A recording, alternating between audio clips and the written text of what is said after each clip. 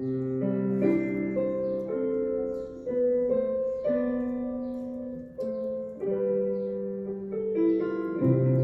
quieto bosque tudo começou,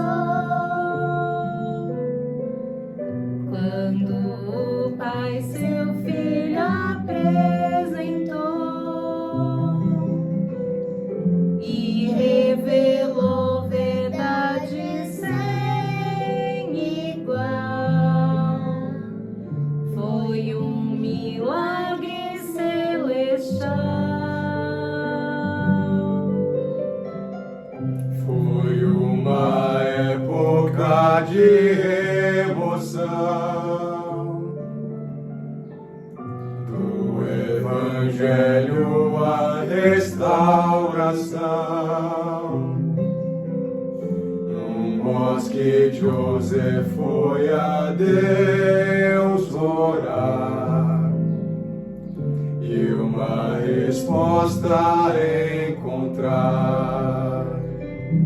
E desde então, cada um de nós é chamado a servir ao seu irmão, até que a terra toda possa ouvir o plano do Senhor, um plano de amor.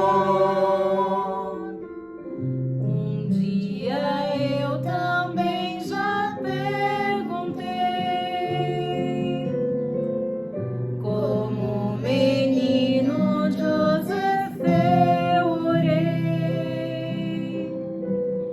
Às vezes sinto a alma transbordar e o testemunho aumentar. Senhor, me ajude a compartilhar,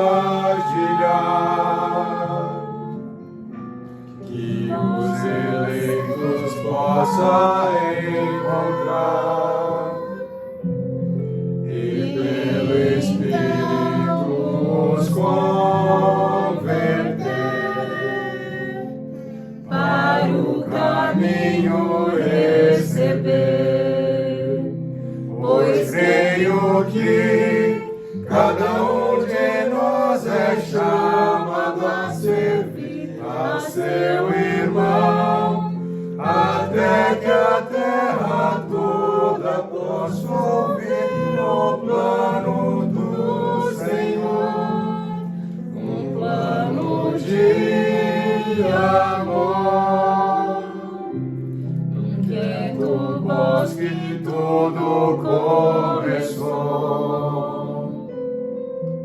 o Evangelho o Pai restaurou. Essa mensagem queremos partilhar, porque um rapaz num bosque foi a Deus